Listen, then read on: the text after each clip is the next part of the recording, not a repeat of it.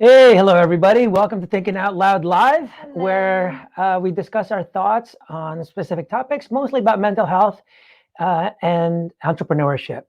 So this show was made possible by Start Day One, which is a nonprofit foundation for mental health and suicide prevention, with a more proactive approach, and that we, instead of waiting for mental health issues or suicidal tendencies, we want to reach out to people beforehand, and that's why we create these videos.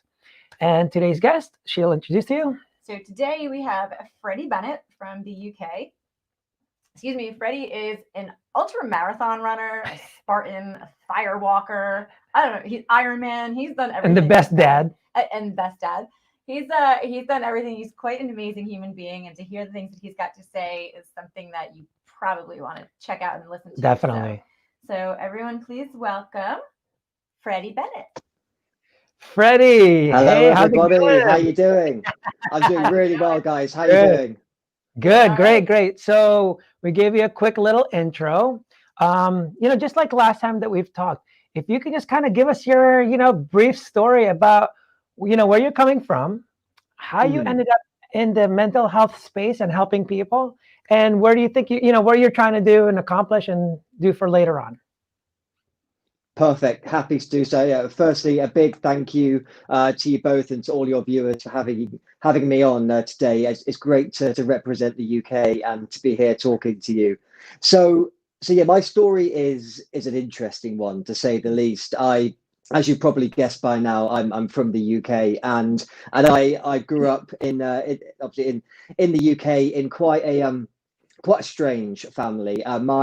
My family wasn't particularly normal. I didn't come from a family where everybody was all the doctors and the accountants and the people with the normal jobs. On my dad's side of the family, they basically came from a family of criminals. In the UK, it's a group of gentlemen called the Peaky Blinders, that's now obviously being turned into a TV series. And my family was involved with the real life Peaky Blinders. So it's always nice to have those kinds of friendly, holistic influences around.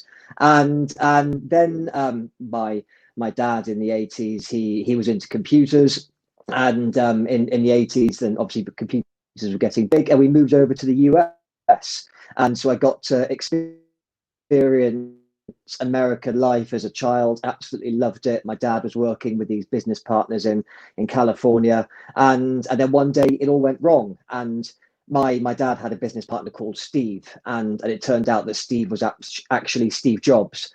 Needless to say, it worked out a lot better for Steve Jobs than it did for me and my dad, because we found ourselves back in the UK with no house, no money, and certainly no jobs. And it was this crazy environment growing up, and it was the thing, because my family tried to be entrepreneurs, and in some cases they failed. They loved the idea of entrepreneurship. They loved the idea of building a business, but they also quite loved the idea of gin and vodka and 30 cigarettes a day, and these things weren't really quite conducive to success. And I grew up in this crazy environment where, I know I sound like I've come from the royal family, but we had some of these environments where you have a house, and thanks to my dad's crime relatives, and it was one of those times where one month you have loads of money and everything's great, and then the next month there's people banging on the door because they want to take your TV away because they haven't paid the bills. And I grew up in this environment, and I remember saying to myself, I need to get out of this situation. Because by this time my parents were arguing. My mum was my dad's third wife. I think he was working on numbers 4 and 5 whilst he was married to my mum, and which is a whole other story for a different day. And I just remember thinking, I need stability in my life. I need to do something different. I need to try and get out of this situation. And the way I tried to do it was by education. So I tried to go to university or college, as they say in the US.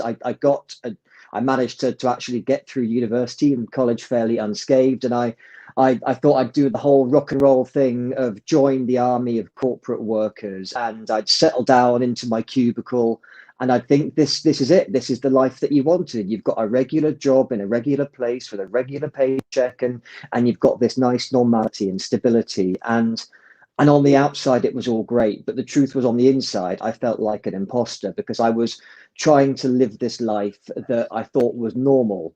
and I thought I was supposed to live, and I thought this is how normal people live, and I want to be a normal person, so I'm going to go to work every day, sit in the meetings, drink the coffee, and try and do all these things. But I felt like an imposter, and it was a big global company. They've got, you know, offices across the US and the world, and I remember thinking on the first day, like, I don't fit in here, because it was you know what it's like kind of in the business world, and you get the people that are very businessy and they like talking about the businessy things, and the boss is there and they do the networking and the business chat, and everything's like all laughter and handshakes, and everyone was doing those things over there, but I was over here and I was saying, there's free coffee in this machine, and I was just blown away by this concept of a machine that would give me free coffee all day. So by the end of day one, I was absolutely wired, running around the office thinking, how do I do it? And I remember on the first few days, I was pulled to one side and they said to me, you know, we've noticed you. And I thought, wow, this is it. This is the success I've been looking for. And they said, no, we've noticed you. And you know, like, yourself, and you know your personality, and you know everything about you, like your values. And they were like, no, you can't be like that around here. And then so I was told I couldn't be the person that I wanted to be. I had to fit into this corporate mold. Right. And that's not saying anything against corporate life at all, because I know so many people love the corporate life and are successful, and I think that's amazing. But I was started on this journey in my late 20s, going into my 30s, thinking I need to be this person that isn't really me. And because I was trapped in this shell, and because I was wearing this mask and trying to play this game that I didn't really want to play, but then I started to spiral downhill, because then you get trapped and you think, I'm not happy with my life, but I can't leave my life, because I can't leave the job, I can't leave the money, I can't leave that security and stability, and that's when things started to go out of control. And you know, with alcohol, for example, I learned early on in my life that I was, you know, many people have a talent, and they say that everyone has a talent in their life. And I worked out my talent was drinking very early on. You know, I could be the first person suggesting the bar, the first person at the bar, the first person doing the tequilas, the first person falling out of the bar, into the nightclub, out of the nightclub, into the police cell, into the hospital bed, and all those things. And I suddenly realized at work, and you know, it was kind of the corporate thing where you have all the drinks and the networking, and you all have to laugh at the boss's jokes and all those things. And at one, we had a works drinks, and obviously because I was feeling self-conscious and nervous and like an imposter, I was lapping up the drinks like a thirsty dog, just going for it. Yeah. Got really drunk, and then the next day the boss came up to me and he high-fived me, and he said, oh, this guy, he's a hero, I love this guy, this guy's my number one guy. And all of a sudden I had this approval, and I was like, wow, I'm good at something, and the boss likes me, and all I have to do is get drunk all day. This is amazing. Right. And then I really started to love my job for a while. and then, as I say, then things went downhill, because I was drinking more. The drinking would go earlier. I would be drinking on my own at weekends. It went from, you know, the Monday night drinks because it's a Monday, to the midweek drinks, to the Thursday drinks, the Friday drinks, then the drinks and then you're having a drink at 7 o'clock on a Sunday morning, but you're saying it's fine because I haven't been to bed yet. And there are all these things that I didn't notice they weren't calling me out as warning signs. Mm-hmm. And then it was in 2012, and my first son had just been born. So I'm 38 now, and I've got two kids, an 8-year-old and a 5-year-old. But my oldest son was just born, and I'd just been promoted at work, and that was another big deal. And I'd been working so hard for it. I'd been working in different countries whilst my wife was pregnant. I'd been missing birthdays and weddings and friend celebrations because I had to get this promotion, and I got it, and the dream came true. And then I remember that night, I was going to say it was a beautiful summer's evening, but it was in London, so it was probably a rainy summer's evening. And I just remember this darkness overcame me, and I'd been drinking all night. It must have been daylight because it was 5 or 6 in the morning, but it felt like a dark cloak had been pulled around me. And I remember thinking, your life is out of control. There's no way you're going to make things better. You're stuck in this place where you're so unhappy, but I couldn't understand why I was unhappy, but at the same time, outwardly, I had so much success, and I couldn't compete this. And it went round and round in my head, and I stayed in my hotel room that night, drinking. And then the inspiration hit me, and I thought, I know what I need to do. Finally, I've got the answer. But the bad news is that the answer was to end my life and to take my own life that night. And I planned to exit that very prestigious, very grand, glamorous hotel, but I planned to exit it from the roof and not from the ground floor.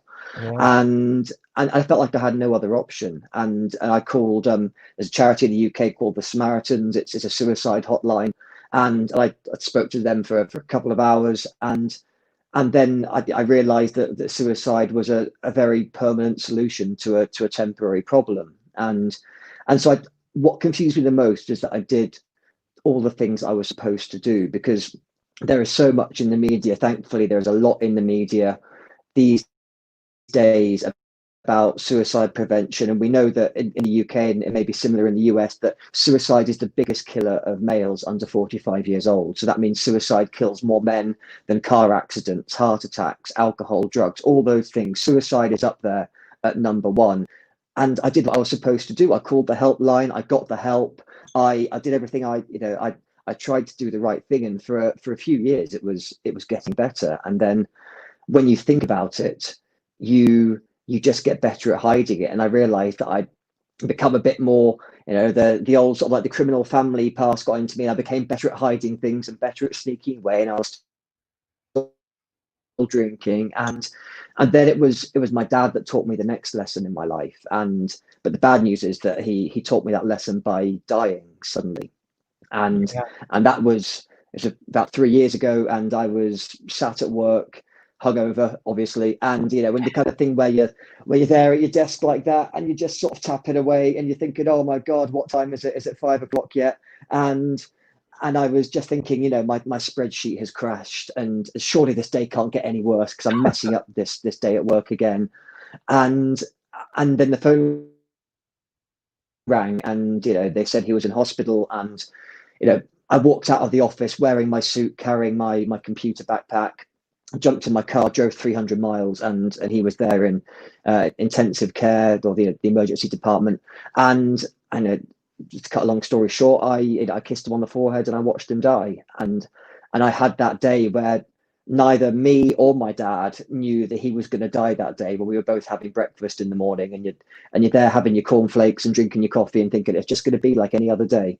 But by 6 p.m. that evening, I was watching him take his last breath, and that is what gave me the wake-up call, because I thought life is short, life is precious. I've seen myself how precious life can be. I know how easily it can be taken away, and that's when I thought it's time to be the person I believe that I can be, and it's time to be the person that isn't hungover on couch every weekend, that isn't grumpy with my kids, that isn't annoyed at work and frustrated, because I could see myself becoming this person, this middle-aged, bitter, depressed, heavy drinking guy that was always going to be full of regret. And that is what my key thing is. And I know we'll talk about some of the activities and some of my little runs that I've done, and that's one of the key messages I want to get across, that I'm not an athlete. I'm not one of these ex-Navy SEALs or ex-Special Forces guy. I'm just a guy that thought I don't want to live a life of regret, and everything that I do, it's not about fitness, and it's not about being particularly sporty, because I was chronically ill as a child. I was overweight. I was the slowest kid in my class. I was not sporty at all, but I just thought, for me, it's not about fitness. It's about time. And how do I want to spend the time of my life? And I could spend it trying to shorten my life as quickly as possible through some of my behaviors, or I can try and make the best of it and not be in the position that my dad was in, lying on his deathbed. And I was thinking, what regrets did he have? What thing? Well, knowing him, he probably had a lot of regrets because he was married 4 or 5 times. But he had so many things that he didn't do that he wished he'd done. And I believe, because I was that person, so many of us are sat on the couch watching the TV, drinking the beer, thinking, I wanted to do that thing. I had that goal. I had that dream as a child. But then, the work gets busier, and the nights get later, and the lunches get longer, and the waistlines get tighter. And then one day we realize that it's too late and our life has run out. Mm-hmm. And I tried to embrace the self-help industry. I read the books by Goggins, and I had the podcast by Robbins. And I learned how to feel the fear and do it anyway, and the subtle art of not giving. I won't swear live on, but you get what I mean. And I was doing all this self-help stuff, and I thought, what's wrong? What's wrong with me? Because I did the counseling, I did the therapy, I've read the books, I watched the motivational YouTube videos, but I'm still not changing my life. And that's why I thought I have to do things a different way. I have to actually not just talk about motivation, but it has to be about transformation. And I have to show my children, I have to show anyone that you can go from that place when you're stressed, when you're depressed, when you're suicidal, when you feel you've got no other option except for ending it all, and you can turn it around to run across the Sahara Desert, to break world records, to win ultra marathons and become an Ironman, and all these other crazy things that I've done. And that is me doing probably the longest sentence and introduction ever for you, which I apologize about. But that is. Oh, what happened to the? There you go. Say something. Hello. I'm back. Oh, there you go. there There you you go. go. Yeah, it kind of went out. My headphones ran out. Unbelievable. I've got a lot to answer for. So for everyone that's watching, he's a little bit interesting, Just right? a little bit. So yeah, I mean, yeah, there's so much that we can discuss just from your experiences and all that stuff, right?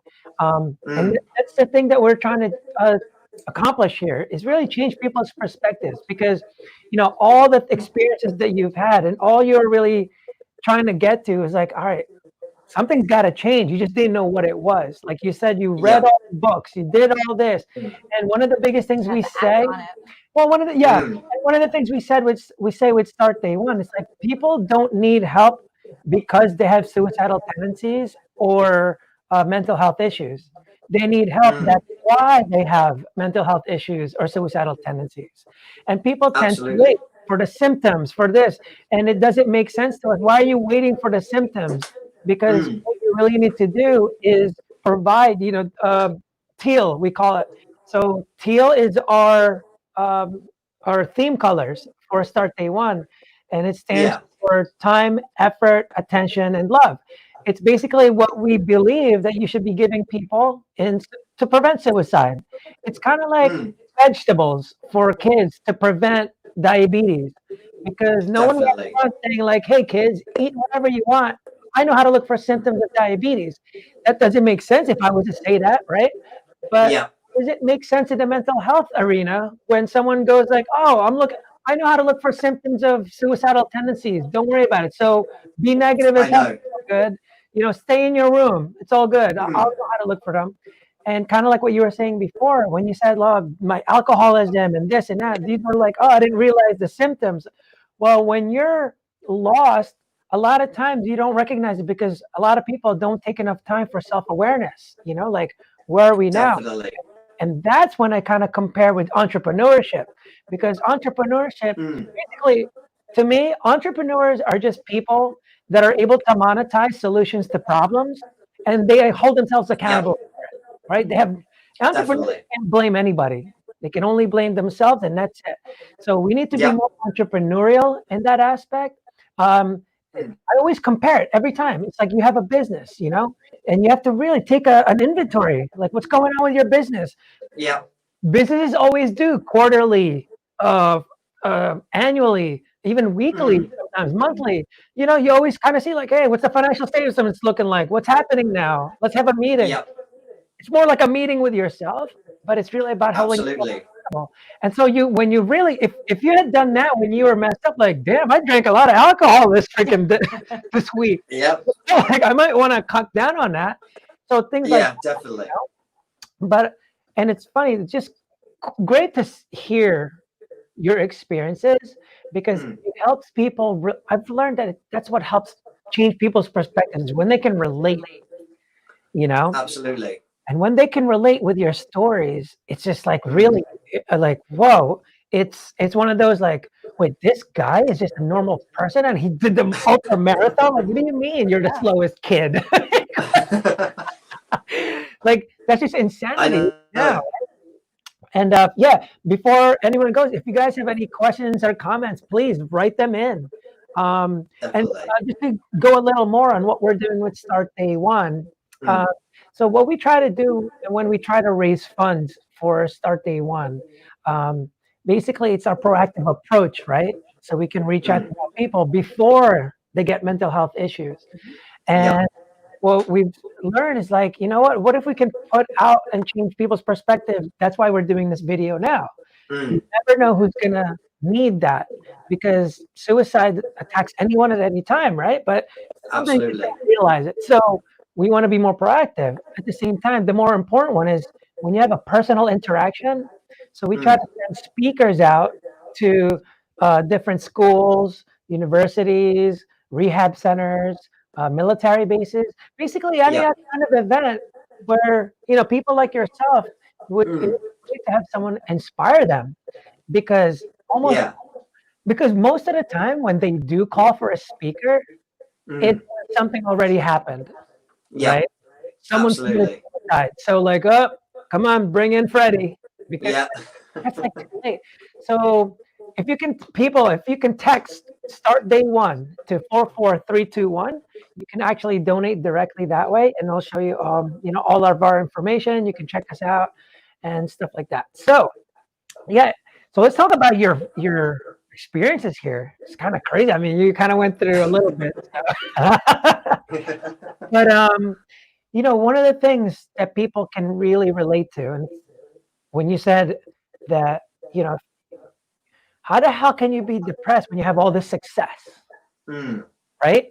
And there's a Yeah. lot of people that can't understand that. Kind of tell me your thought pattern on where you decided to go, like, what the hell is wrong with me? Like, what was your thought pattern?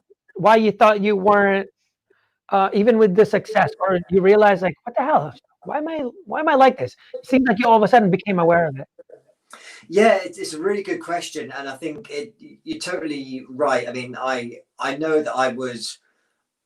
It's pretty fair to say I'm quite obsessed with the financial success at one stage, and it's everything that we see around us in the media, and you know, especially if you have, you know, friends or anyone, you see someone driving a car and you think, I want to be driving that car, and that's to an extent what I got. You know, I wanted the Rolex. I got the Rolex. I got the Porsche. I got all these things, and then I started to realize that, you know, I remember I got the Porsche. It was something that I really wanted, and I was in the car, and I was like, "Hang on, I'm not happy still. What's wrong with me?" And then you start to have the things where it's like, "Hang on, I got the promotion and the nice holidays, and you know, and the car and the watches and everything, but why am I still crying to myself in a hotel room at 4 a.m. with a bottle of vodka?" And that was kind of like, it's like, maybe that's not quite right, and then that's what.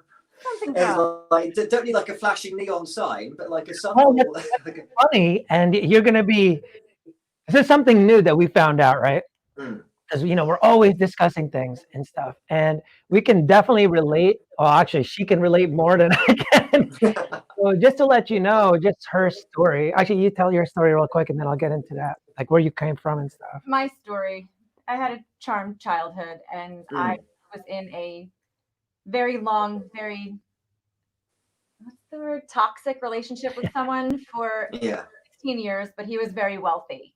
And it was like the more money he made and had, the worse of a human being he became. You know, I had the 105-foot yacht. I drove a Bentley and a Ferrari every day. I had the waterfront mansions. You name it, I had it. I had a private jet. I had I had private jets. You name it, I had all of it. And I was miserable. I was like, beyond miserable. And, so I told him a long time ago, I said, you know, money doesn't buy happiness. It buys expensive misery. You have to be happy as a person. Yeah. Before all that stuff does anything for you. And here's one of those profound things that all of a sudden we came across, because people say that all the time, right? The Robin Williams, basically rock stars, people with fame and fortune, they go, how could you be so sad and depressed, Freddie? You were probably successful years, but here's the funny part. It's me all the time. Here's funny. When I ask people, hey, Freddie, do you think money buys happiness? What's the answer usually? You'd say, well, I'd rather be crying in a Ferrari than a Rover or something like that. That's for sure. But either way, they go like, no, it doesn't buy happiness at all, right? No, definitely not. So the thing is, almost 100% of people that you ask that question to will agree with that. Yeah. So why is it impossible with financial success with fame and fortune, why aren't they allowed to be miserable then? I'm I know. confused. So It's it's like crazy. you believe this, they can't buy happiness, but you're confused why they can't be happy. So it's like, Yeah. well, you said that can't buy happiness. Yeah. So you have to understand, like, so isn't that funny? It's inconsistent, that thought. So Mhm. one of our biggest things is we always try to say is perspective. Once your perspective is one way, it has to be something consistent. Yeah, Your decisions will follow that, right? For you, absolutely.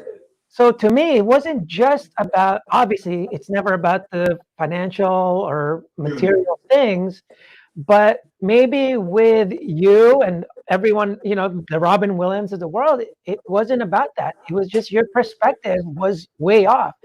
And a lot of Yeah, times, I feel that it usually comes from forgiveness, whether it's forgiving yourself about whatever you freaking put up with, or not yeah. forgiving someone else for what you went through. No, Because absolutely. right? So it's not about financial stuff. So when people like assume that, oh, Mm. Freddie is successful as hell, he's got a wife, kids coming, oh, he's good.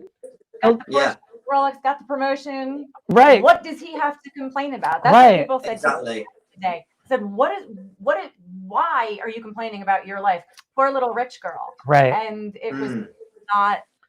And so we always say you have to remedy the cause, not the result, right?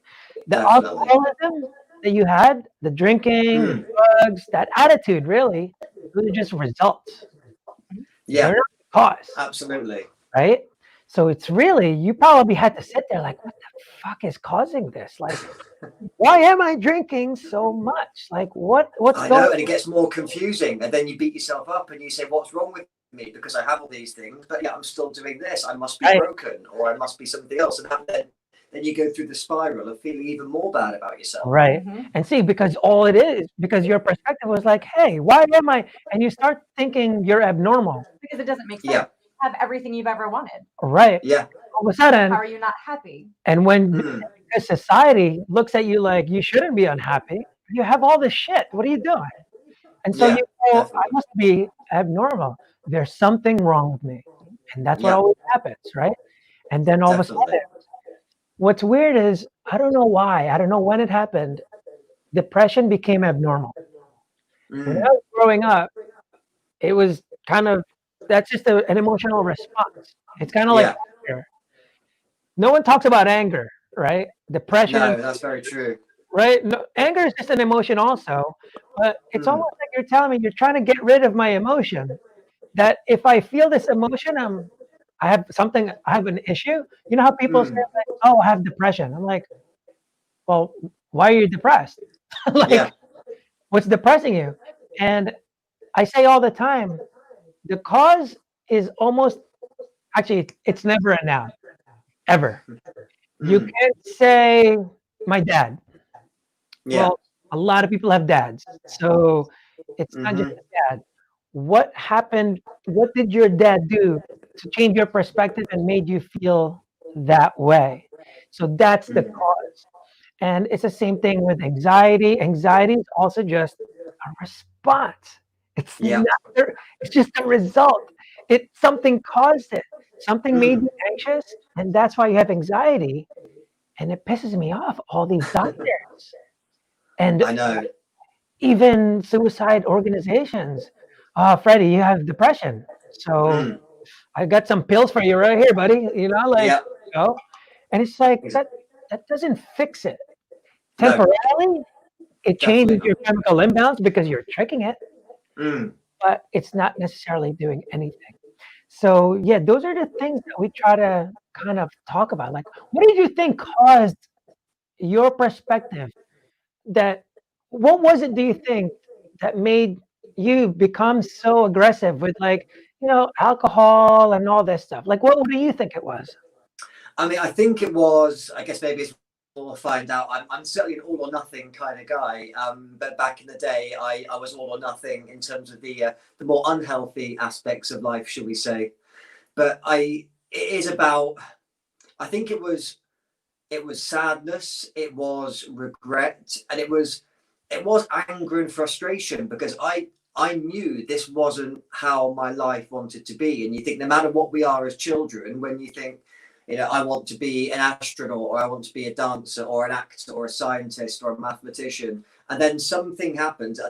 I never went through my childhood saying, I've just got this dream where I want to be working 45 hours a week in a tiny office cubicle, hating my job. Like, please let that dream come true. And I think for me, it was this battle I had within myself, where part of me was thinking, I did not imagine my life was going to turn out this way. I had all these hopes and dreams, and they're being flushed down the toilet. But then the other part of me was saying all these things you hear, like, no one likes their job. Oh, everyone's unhappy when they grow up. Just deal with it. Just man up, which is a phrase that I hate. And I had this big conflict, and I couldn't work it out between saying goodbye to my dreams. And I was thinking, well, why should I have to say goodbye to them? Why do I have to live this life I hate? But then the other part of me saying, suck it up, man. That's life. Welcome to adulthood. Say goodbye. No one makes their goals and dreams come true. But then I thought, and at that time, I couldn't handle it. So I sought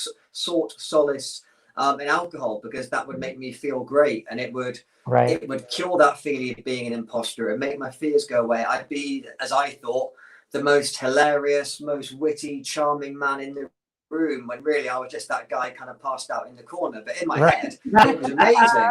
And it was all those things, and it was my way of trying to deal with that deep unhappiness. And as we said, at the same time, I was getting more frustrated at my unhappiness, and I was saying, you shouldn't be feeling this way. And I was telling myself that what I was feeling was wrong, and that was making me feel even worse. Exactly. And that's not really the case. So one of the things I have to really get into, like, when you mentioned what was the cause, you said frustration, you said this. And the thing is, they were like all nouns. Those aren't really the cause. You were frustrated about something. Yeah. Don't know what it is, but that's where we kind of have that flaw, because we end up blaming this invisible fight when you don't put a thing, like right now in the US, one of the biggest things that's really causing chaos is, they say, racism. Yeah. And it's like, what do you mean? Like, what do you mean? You can't just say racism. You have to go like, what is actually happening? What is the action word that's happening that you have to blame that something's wrong? Because when you're in a bad mental state of mind, we tend to love excuses and we hate accountability. It's never you, Freddie. No, it must be other things happening in your life. It must have been because my dad did this, and I mean, he's on his 4th, 5th wife now. Maybe he fucked me up, or maybe it's because, like, you start blaming things, and you just go like, "Yo, Freddie, it's you, dude. It's you," because everything, all the books, all the inspiration that you've gotten, even us trying to inspire the people that are watching now. We don't fucking help you. We don't do any of that. The only way for anyone to get better is internal, no matter fucking what. Whether it's a psychiatrist, that's the only way. Until you change your perspective, and that's an internal thing that has to happen. Then you'll never be able to remedy it. And the thing is, when we talk about success, people have this, like, I guess. What's his name? It's kind of a great way to put it. It's like, has this finite thinking. It's kind of like setting goals. I want to be rich. Well, Freddie got rich. Yep. Okay. Now what? And so when you reach that goal, it becomes like, all right, well, I guess I want to be richer. Well, now I want fame, I guess. So the problem is, those are very finite. It ends. We need, just like the cause and the remedy for it, it has to be an action. It's never just a noun. You can't just say the pills will do it. No, you didn't actually remedy the cause. You remedied the result. Your heart is doing this. You took the pill. Oh, it stopped. I mean, I don't know if that's great for you or not, but it's kind of like, man, every time I approach a hot girl, my heart palpitates. Oh, here's a pill for that. Oh, it's not doing it anymore. Well, yeah, you freaking tricked your mind to doing it, but really, it was my perspective that, like, if she rejects me, I'm gonna think I'm a loser, and I can't handle that. And so your heart palpitates in this. gives me anxiety and all that stuff. But taking the pills and even doing yoga and all this stuff, they're just all remedies for the result. Yeah. It's not that it's not helpful. When you meditate and run and this and that, but if your perspective remains the same, you're gonna have to keep doing that and keep doing that. The same way you had to keep drinking, because it made Definitely. you feel fucking awesome. Like, Yeah. this is great. I don't have to worry about Brilliant. Yeah. like, I found my cure. Yeah. I found my talent. Yeah. Yeah, and it's the same way with suicide. Just numbed it. I said that actually, because I don't know if people that are watching don't know, but I lost my brother to suicide. Mm. And they always say like, "Oh, you got to call for help." It's like, why don't you just give them help? Like, what do you mean, call for Yeah. help? So that's why TOL. You just got to give TOL, right? And like I mentioned before, my brother was not gonna call. Right. Yeah. Suicide was the cure. That's Called, which was great that you did. yeah. But his brother was never going to pick up the phone and call. Right. No. Right. Exactly. And it's just like hard and you had to be there for hours, right? So it does some people that are like, but it's almost like waiting for someone to be 500 pounds and going like, don't worry, you're 500 pounds, then call Freddie. Yeah. Like, no. Exactly. And we were just talking about our last guest. You can't treat mental health differently. Physical health, just because you're in shape doesn't mean, oh, Freddie, you don't even need to exercise or eat right. No. Because look Exactly. how great, dude, awesome. That's not how it works. It's actually better to do it now and maintain. Yeah. Same thing up Totally. here. Just because you're happy doesn't mean don't take care of yourself and be negative and think of the worst because you can. And once your perspective changes, and that's actually the only reason we need inspiration or motivation. Change your perspective, right? Definitely. It's going to be inspired by your story. And all it did was go from the perspective of, I'm never going to be anybody, to going, wait, what? This guy didn't even do sports? Nothing? No, absolutely. So it changes their perspective to going like, all of a sudden it goes, they go this way. Because their one way was, I'm a loser all my life. I'm just going to be average. Well, look at what this average person did. Exactly. I think just to pick up on your point of taking action, and that's something that really struck for me when I actually was able to take action. And that's when I realized there's never a perfect time. So you've got to make it the perfect time. And with everything, like with the drinking, I was drinking way too much. But I was telling myself, sometimes you get the moment of clarity where you think, hang on, do I need to fix this? But I said to myself, you haven't woken up on a park bench yet. You haven't got fired. You haven't got you haven't got like a DUI, and so you're fine. Carry on doing it. And like with depression, I was like, yeah, you cry to yourself in the work toilets, but that's absolutely fine because you're not feeling suicidal. And we always tell ourselves. And the same with alcohol. I tried to quit 1,000 times. I found it so difficult. Every Sunday, every Monday, every missed work meeting, the time I was in New York and a drug dealer held a gun to my head. That's when I was like, maybe I should quit now. Yeah, maybe this. Yeah, maybe. But actually, and then you tell yourself a story because your mind is so good at tricking you. And you say, no, don't take action yet. It's much more easier because taking action means some short-term discomfort, even though you get a long-term benefit. And I was taking the route of, I didn't want to go through that short-term discomfort. So it was easy to tell myself it's not the perfect time yet.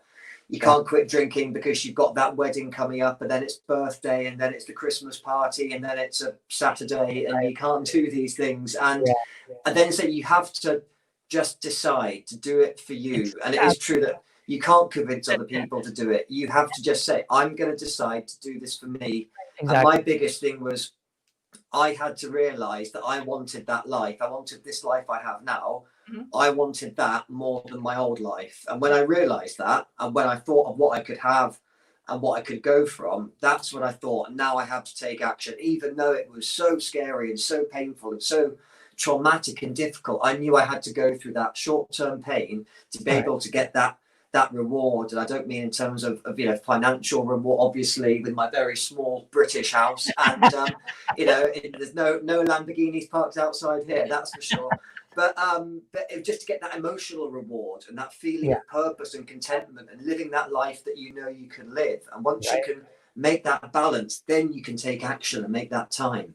Yeah. And that's the one thing, from all of our discussions and really diving into all the cause remedy, it always boils down. So there's the perspective, right? And then there's the decision.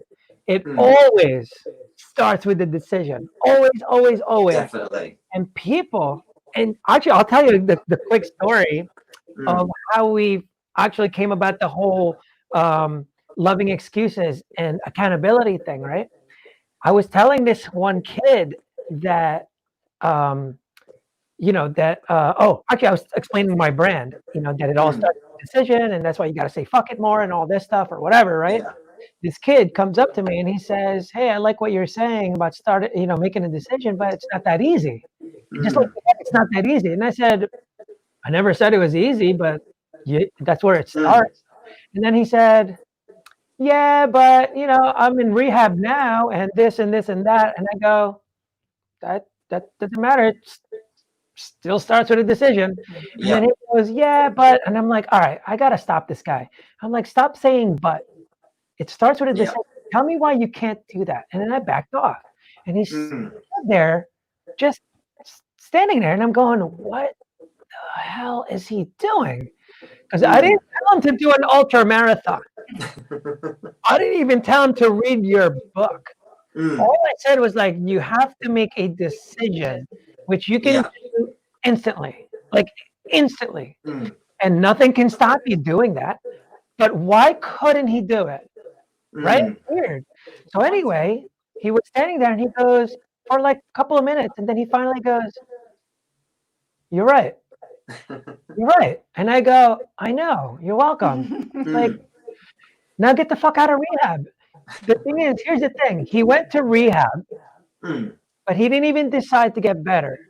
And I've seen that's what happens all the time. People trying to, "I couldn't quit alcohol."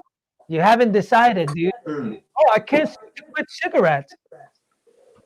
People have done it. How many people go, "Boop, no more cigarettes because I have a kid," or whatever it is? They just go, "Nope," and it's possible. So you're telling me it's impossible. The thing is, you haven't decided to do it. And so I had another lady. I had this conversation, and I told her the same exact story about that guy, about the decision, right? She got so mad at me and left. And I'm going, "That's odd. Why would someone get so angry?" When all I said was "Oh, it always starts with a decision." Because she said, "It's different for everyone." I'm like, "No, always starts with a decision. Always." Definitely. And then she got pissed and then left. So I go, so obviously you got to analyze that because that was weird. Yeah.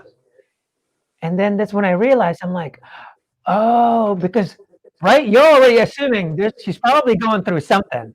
Yeah. So why wouldn't she just go, "You're right"? Why not? Why wouldn't she be so angry? Something was going on. And that's when I realized, oh, as soon as they agree that it starts with a decision, they know that once they do that, they can no longer use the excuses that they have to move forward. They are now accountable. Yeah. People in those bad places, PTSD, people that broke up with someone, people that lost someone, if you're telling them, well, you can never go back and make excuses anymore. They want to hold on to that. I want to be able to say, "Oh, the reason I'm drinking is PTSD, dude." Yeah. That invisible. Exactly. That invisible enemy that I've got. Yeah. Oh, my anxiety's. I've been dealing with it since 2017. I even know exactly when. What? And that's what's crazy. And then to your point earlier, when you mentioned people are like, "You're drinking, partying," they're like, "Well, you're not suicidal. Here's what's you're fine." I had people saying that to me. I was saying, look, I think I've got a problem here, and I think I need to fix it. And some of my well-meaning friends, they're like, "No, you're fine. You're great fun." I was like, "Oh, thanks. Together, please, lovely." Now give me a shot. Yeah, exactly, and it's amazing. And I mean, say I've got a bit of a story about decision making, if I can share, and it involves the world record. Yeah. Right after this. So what's funny with that is people don't understand. I always go back to the perspective thing. Everything stems from a bad perspective or a negative perspective. That's what evolves. And suicide is here. Definitely. Everything in between is anxiety, depression, actually complaining about Monday, complaining about your work, your relationship, alcoholism, drug abuse. That's all one line. You were headed towards suicidal tendencies. This just happens to be the very end of it. And when people say, and I don't know why they segment it. Oh, you're an alcoholic. That's this department over here. Yeah. Oh, drug abuse is over there. But it's the same cause. It's the same cause. Someone has a bad perspective. Their perspective is, I'm this. It's just not enough, or I never forgave my dad, so I don't know how I'm ever going to live with myself. He's never proud. It's never so it's your perspective on your life that really matters. And until you change that, you will never change your habits. But then once you change your perspective, it's so much easier to make that decision that follows that perspective. And so go on with that, with when you made that decision. I'm curious about this.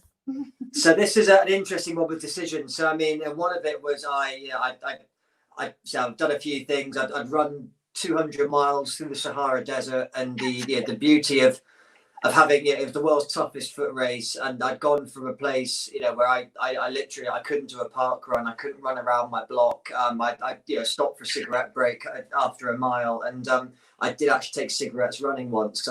I told the story that it would help my lungs. Don't know where that came from, but anyway, so I did the world's toughest foot race, and my children were so impressed for about a week, and then they got the Guinness Book of Records for Christmas, and my youngest son says, like, "Daddy, I want you to break a world record."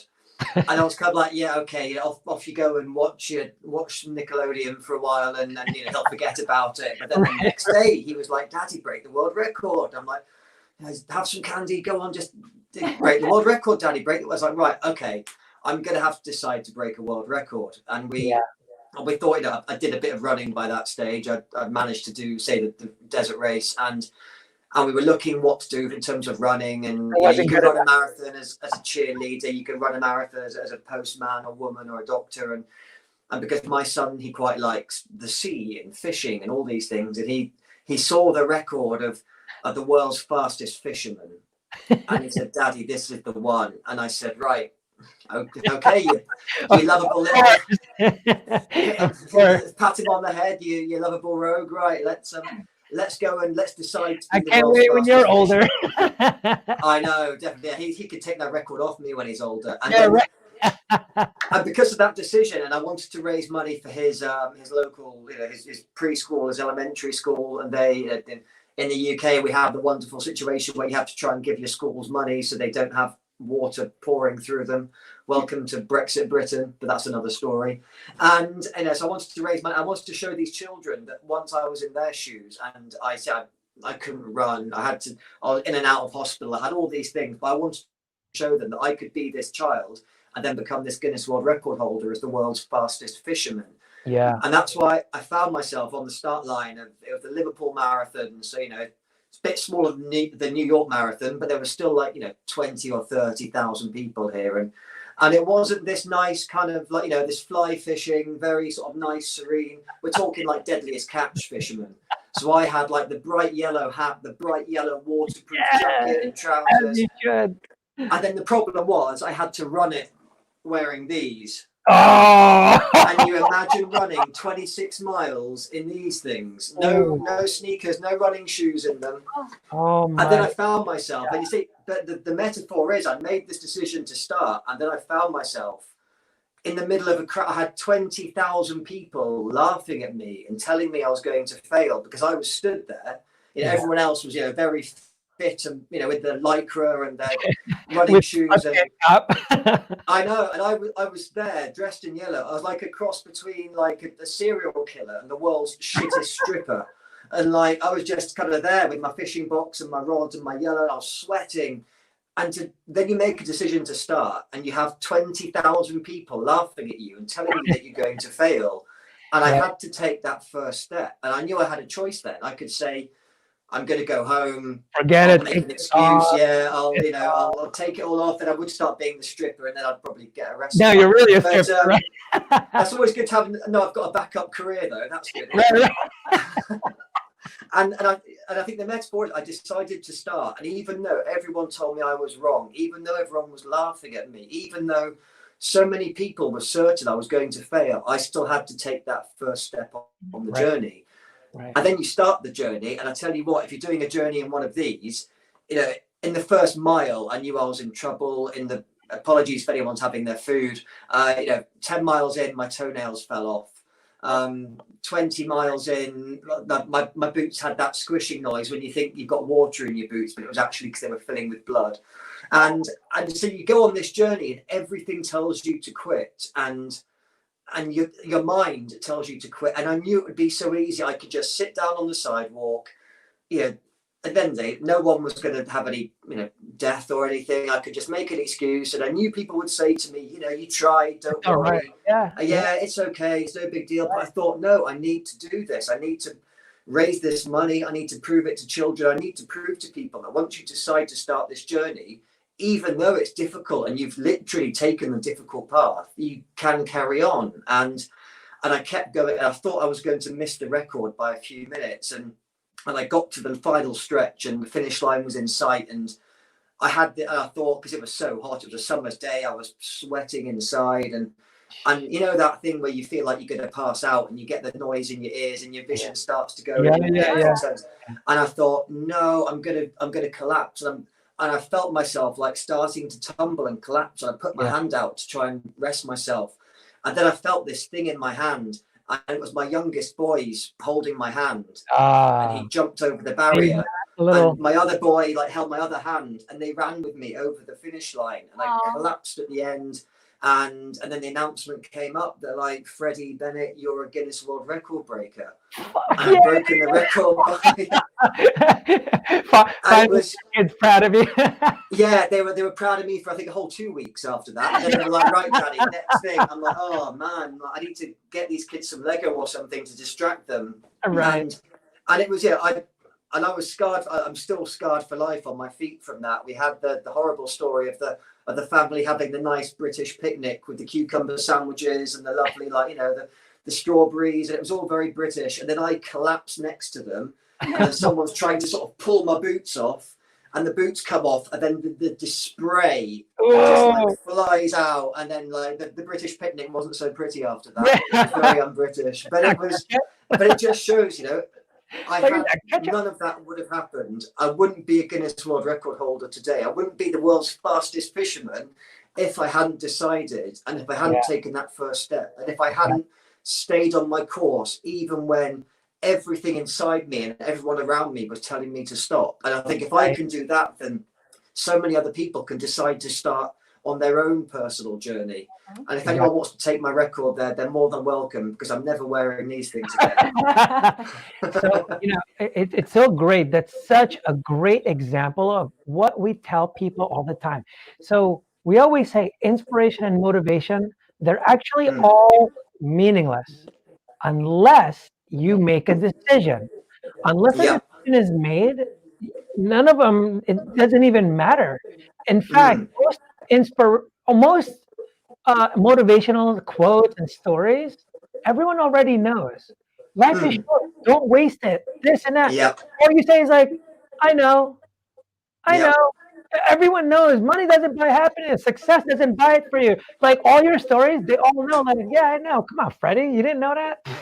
But exactly. Unless you make a decision about your own life, nothing will happen. And what's funny, and we've told this so many times, once you make the decision, everything follows automatically. Once you decide you're going to race, once you decide you're going to do it, you're buying the fisherman outfit. You're Yeah. signing up. You're registering. And the whole time you're going, Yeah. am I Definitely. really gonna? I know. Because you already made the decision. You Yeah. already bought the outfit. You already know. You already registered. You're at the place. You're at the line. You're ready to go. It just all happens automatically. You don't plan to go, I'm going to go buy this. And then after I buy this, I'm going to sign up. And then when I sign up, it's like it requires no planning. You do what you got to do because you've already decided. And the Yeah. thing is, once you decide, you don't need any more motivation because your perspective has already been, well, why not? I can attempt to try it because it's for my kid. And if it's going to make him feel better, make people feel that if I can accomplish this, you can accomplish anything. That over, it just kind of overrun everything else. That you're just like, no, I'm going to do this because worst case scenario is I stop. Like, Yeah. worst case scenario, no one's going to go, I can't believe you stopped. They're going to go, holy crap, I can't believe you went that far. Yeah. And so that was really the worst case scenario. And, we've saw this thing before, like people would rather ensure that they're miserable than risk being happy. Absolutely. And so that decision is really all it takes. When you're in a and here's what's funny. Everyone knows what they need to do. Everyone. Yeah. You knew you had to stop drinking. People that don't want to quit, they know to just stop. People in bad relationships, they're not all of a sudden going, shit, I'm in a bad relationship. Yeah. I didn't know that. I didn't realize. Yeah. You know. They know to leave, but they don't. And they don't understand. When I say make a decision to leave, I'm not saying pack your stuff up today and leave. But once you decide to leave, I'm telling you, the world changes because all of a sudden, Truly does. first of all, the relationship's not as annoying. Yeah. You're like, oh, I'm out. Like, Yeah. Sure, babe. I'm out. And same thing with even just starting your own company, going for the run. It's once you decide. And that's why actually, our brand, I think I've mentioned this to you before, why we're so adamant telling people, why are we reminding people to say fuck it more? Because the only time that we say that phrase is only until after we've already made a decision. Definitely. And the reason we say it is because we're confirming to ourselves. You never say fuck it for someone, ever. You say it as a confirmation that you're actually going to follow through and commit to the decision you just made. You basically, fuck it, I'm going to do this race. Like, I'm going to do it. Definitely. And when people sometimes misunderstand the notion of giving up, we've made it kind of like when people are, oh, you shouldn't be unhappy when you have all that stuff. Yeah. People have this notion now that, like, when you're making that decision to do it, I actually lost my thoughts. So I'm just covering it right now. Well, if you want, I can cover next. One thing I totally agree with that, and it's one of the things I say to myself is that in many cases, maybe not all cases, but our lives are the result of what we're prepared to tolerate. And in that relationship point of view, when you reach that day and you say, I am no longer prepared to tolerate this in my life, and then that's when you press the button, you say, fuck it. And then that's when it's the same. It's with the job. It's when you say, I'm not prepared to live a life of regret. I'm not prepared to tolerate having this job that I hate when I really want to start that business. I'm not prepared to tolerate being treated this way by this person. And then you say, fuck it. And that's when you go and make it happen. Yeah, exactly. And that's what we have to always push. It's like everything that we're talking about, all the inspirational stories that Freddie's giving to the audience right now, this is all meaningless unless you make a decision about something in your life to start something. That's why it's called Start Day One. What we're saying is you just have to start day one. That means there's a day 2, day 3, day 4. When you're trying to quit cigarettes, I'm not telling you to quit cigarettes tomorrow and completely never. What I'm saying is like, one less cigarette, man. Come on. Yeah. One less, alcohol. When you're leaving someone, once you've decided, the thing is, you just have to decide. And then once you decide, people sometimes don't make the decision. First is the perspective, and 2 is because they're overwhelmed of how much they need to change. The thing is that it's really, they just don't know where to start. Kind of like I like the way you kept mentioning when you were doing the race. You have to take that first step. That Yep. step.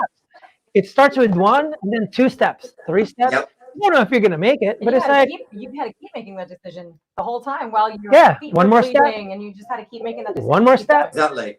right, and you're just kind of, and so, oh, that's where I was going before. That notion of like never give up. It Mm. makes people feel like shit when they think they should or they have to, because there are Yeah. times where like, dude, you're kind of a Absolutely. little, you might want to stop. But if it's worth it, like you said, if it's something you're going to regret and this, Mm. really, we have to change that. Instead of saying never give up, really what they're saying is never give up on yourself. Absolutely. Because the giving up, maybe you're giving up on that one task, maybe Mm. giving up on that one project, but it's not giving up on yourself if you're like, well, what else can I do? Let's say you didn't make it. You didn't win the thing, the Guinness. Yeah. But you still want to just inspire people, let them know that it's not impossible. And basically you did do Yeah. that already. Definitely. Even without getting the Guinness. Like you just ran Yeah. a thing and you're not a runner. Like it's already done.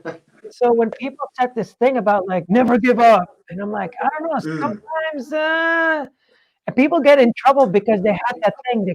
But I have to. But you're now a loser if you do, and it makes I think there's so much about that. I mean, you see a lot of it in society.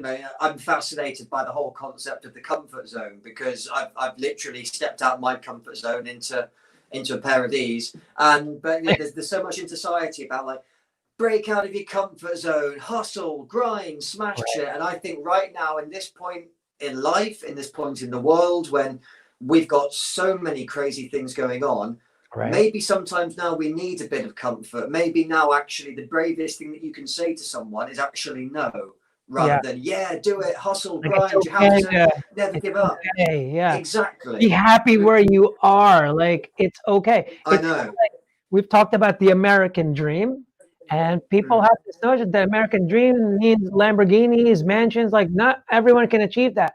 The American dream was just to be able to keep all the rewards for your labor and to be able to live the way you want and to be able to have the potential to get the mansion, Lamborghini. That's the American dream. Not getting it. It was to have the potential to. But people have now kind of dismissed the idea of a white picket fence with your dog. Like that's the American dream. Like that's the dream that you want. And the thing is, kind of like what you were saying, the frustration. You expected this much, even though you're happy. You expected this much, so now you're unhappy because of this gap. I know. But there's people that are super happy if you just had this, because they're here. I think you always want more, and you think, in the Western world, if people say they want to be rich, you think, well, you're already richer than 3 billion people in the world. You've got the 1 billion people that live in absolute poverty, then you've got the 2 billion on top of that live in relative poverty. So you're already richer than 3 billion people, but yet so many people say, oh, I've got nothing, I need more, I need enough, and they don't even think why. And the thing that's creating so much chaos currently right here in the US with all this rioting and this, because they think, hey, I don't have the Lamborghini and this and, all these people. It's like, if I was just to bring you back to the fucking Philippines, you guys are putting graffiti in these ghetto neighborhoods, the ones with a kitchen, running water, a refrigerator, air conditioning, all that stuff, the ghetto, like, that's insane. And you're graffitiing it. There's graffitis just because it's the ghetto. Like, does it make sense? And then there's people in the Philippines where it's a little hut, but they have a little garden. Their shoes are outside because they don't want to dirty the hut. Like, but here, disrespect, no pride, no nothing. So it's that expectation, like you're supposed to be there. Like, don't you understand what you have is already great? Like, but you see it because of that comparison. Social media is really disrupting what we think is happiness. And they think, well, but my friend is doing this and this. Dude, they're not going to tell you they can't pay this or they're unhappy about, like, they're not going to tell you that. Like, no, exactly. It's better to have this life than this life who's stressed out. Like, Trust me. Mm. It's almost like, well, until I experience it, I don't know. You know? And that's what I had. Yeah, I realized I had this revelation a few months ago, and I talked about when I had more money and had the job and everything else. But I realized, hang on, I never had more panic attacks than when I was sat in a Porsche. Literally the worst moments of my life was when I was wearing $1,000 suit. I wasted the biggest time wasters of my life was when I was wearing the Rolex. The best moments of my life, the marathons, or when my kids were born, and these things. I was wearing shorts and t-shirt, and I was riding a bike, but you don't realize it at the time. You just think, I need to have more. I need to have this fulfillment. But it's a game that we can never win. Yeah. And what's cool, one of the things I mentioned, people, I just love your story because it really represents so many different, philosophies. It's just a great representation, right? Like one of the things you talk about your boots, right? I tell people all the time, I don't know why when it comes to life, they take it differently. And this is what I mean. In every kind of video game or sports, the level of difficulty always increases. The Olympics is the hardest. The final exams is the hardest. The finish line, when you ran that's the hardest. It's not the easiest. Yeah, definitely. And so it always increases, right? And those are the ones who actually want to play. No one knows the other people that ran, but everyone knew who the hell the fisherman was. I'll tell you right now. Why is that? Fisherman always catch them. Yeah. You caught their attention, you know what I'm saying? Yeah, exactly. But the thing is, so because you added more challenge to it, it actually became more. And what's funny is it's actually necessary to go through the struggle, to go through the conflict, to make it a more interesting life or to an interesting event or whatever it is. Without the freaking outfit that you had, without the boots, without all that stuff, and you just ran it. It's just another story. It was good, but it's already good because you're not a runner. It was already good. But you added more difficulties, and you added more challenges, and you even became 10,000 times more interesting now. But what's funny is when we go through those challenges, and when things get added on, not by your choice, but got added on, people don't realize it's giving you a more interesting life. The same way she left that luxurious lifestyle and then went to this guy, but the idea definitely the right choice. But it makes it more like, whoa, I can't believe that. And same thing with your story, like, whoa, Peaky Blinders growing up and then to being the best dad. Things like that. It's what makes your life interesting. It's your perspective on it that's gonna fuck you up. Definitely. Because that's what always does. That whole idea with the money and all that, it's your perspective. You think you need that to be considered happy. Yeah. I don't know who told you that, but your perspective is that. And so you have Absolutely. to. So, wearing your boots was the representation of like, dude, that's like what makes the race more interesting. It actually you do the hard stuff. Losing your dad made you appreciate, but if you could have done a bad perspective on that and said, oh man, I'm going to be just like my dad, I'm going to be gone. Like, so it's really all about that perspective. So, thank you for sharing your story. I hope. Just one quick note on that, Ricardo. I mean, I think totally a little story that I say around that, and I think we may have discussed it before. It's like a superhero movie, and you look at whether you like superhero movies or not, and all the Marvel stories. No one goes to the movie theater and pays their money and says, "I want to sit here and watch a 2-hour movie about this perfect superhero or heroine who just sails through life and everything goes their way and they save the day and they fly off into the sunset." We love superheroes because we want to see people that try, that strive, that fail, that fall, that suffer, but then they rise up again like a phoenix from the ashes, and they rise up and they save the day. And that's what can make anybody, that's what makes man or woman, rich or poor, young or old, whatever we've been through, any of us can be a superhero in our own story. And the thing is, every superhero, always, they're never a superhero unless they have a weakness. All the time. Definitely. Because imagine Superman without kryptonite. he'll win every movie. You wouldn't even go like, well, he's I gonna know, win. yeah. He's invincible. So I know what happens. Trust me. But it's like that's not interesting, and that's why I always try to relate that with life or video games. If you play a video game and you won all the way through, okay, like, well, Yeah. No all more right, Exactly. okay. Like, is that what you want out of a video game? Really nice and easy? Well, that's why I kind of refer to, now I understand when they say the game of life. Like, Exactly. what's your game doing? Like, dude, is it interesting? Did you go through anything and challenge and overcame it? And then, because those are the ones that make your life interesting. People that don't go through anything and everything was just like,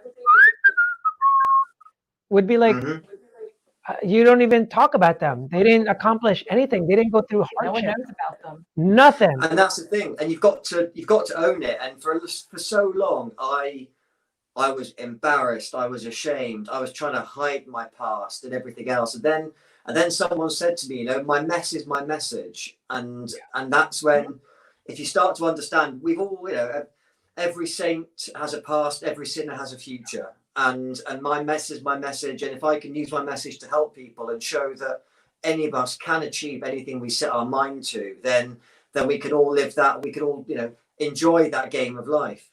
Yeah, that's great. So tell us a little bit, real quick, because we did go over our hour already. Because we're just having Apologies, sorry. Yeah, No, it's great. it's fine, 'cause we love talking to you.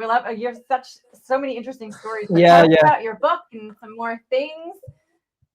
Yeah, absolutely. So I'll do the very un-British, trying to promote myself now. So Promote yourself. everything that you talk about start day one, I'm talking about starting at zero, which is everything for me, because I believe no matter how young or old, no matter how talented we are, whenever we want to try and do something different, it always feels like we're starting at zero.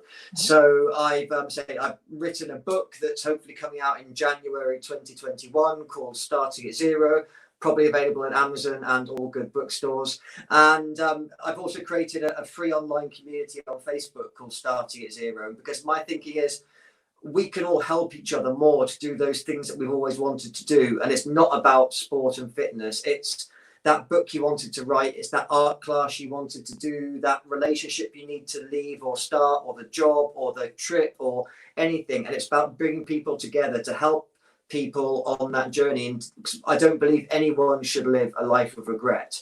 My website is there on the screen. And then finally, just to drop the last one in, on Instagram, I am Freddie Explores, which is FREDDIE, explores, as in explores. So there's plenty of my journeys on there. I've got some very big, exciting challenges lined up next year. I'm running 200 miles across the frozen Arctic, and there's a big challenge that has never been done before. That's going to involve running 1,000 miles with a group of people who have not run anything before. I can't wait to share it with people, and I would love to connect with people as well, and to hear people's stories and help them. So please reach out. Awesome. You're gonna go back to the frozen Arctic thing. You're gonna run 200 miles across the Arctic? Yes, I believe I am. That's right. So 2 years ago, how British can you get? Your specimen outfit wasn't enough, right? Yeah, so I did I did the world record. I did 200 miles through the Sahara Desert a few years ago, and then I thought I'm going to swap the sand for snow. So in the Arctic Circle, I don't know what the American temperature is. In the British, it's down to -50, so that's probably like -100 or something for you guys. And it's that crazy environment where you think you're trying to run through the snow, but then the water in your water bottles freezes, and they say like if you stop, then the polar bears start circling and things like that. So it's going to be a great adventure, but it's I'm going to be running it for a UK mental health charity, and just to prove to people that everyday people like me really can do extraordinary things. That's awesome. amazing. That is awesome. That is insane. Well, It's awesome, thank you so much for taking the time to just talk to us about your experiences and what you're doing. You really are just inspirational. So thank you. Well, you guys are as well. You're doing something truly amazing, and you're truly changing lives. And thank you for everything that you do, and thank you to all your viewers for watching and listening to a crazy British guy. Yeah. Yeah, so we'll definitely be having you on again, especially love when to. the book comes up, or when you, Definitely. even before and after, all your different events. We'll definitely be keeping in touch. Like we mentioned before, what we're trying to do is get all these speakers and different people like Freddie to be able to talk, and inspire more people. Definitely. What I've learned is like people that want to inspire and all this stuff. Sometimes it's difficult because we always do it for free, right? And they Yeah. just need that little nudge. They need that help. Like we can save and help and inspire more people if we can help them fund them. Mm. So that's why we have Start Day One to do that. If you can donate to Start Day One, just text Start Day One to 44321. Basically helps us donate. We actually want to support Freddie on his journey with all the things that he's doing. If we can raise some money for him, whether it's helping him out with his flight or helping him out with his accommodations, or just Here. he might need a jacket. I might do, yeah. Tell you what, these things probably won't work in the snow. No, will they? you're gonna I go might need slide some over there. snowshoes. Yeah, so that's what we do. And even if it's just raising money for a local school around Freddie's neighborhood, we want to raise money for that so we can actually have him talk to more schools than he can, and it just really helps out. So anyway, Freddie, thank you so much for all the time that taken. Yeah, And really appreciate it. yeah, Very interesting. very No, interesting. thank you both so much, and I'm always happy to help people. Hopefully, when the whole coronavirus situation comes to an end, I'd love to get on a plane and be there in person with you guys. Yeah, likewise. Well, if we ever go So to much UK, we can do, and yeah, I guess for me it's 11:15. It's time for my Jimmy Jams and my hot chocolate, as we say. All right. Well, that sounds great. Thank you again. I hope everyone that watched appreciate, love the stories that he gave us, and you learned something. And again, make sure Start Day One. Everyone starts at 0. So, Exactly. all right. Perfect. Thank you all. Have a great day. Thank you so much. Appreciate all your time. All right. Goodbye, everybody. Thank you. Take care. Bye bye.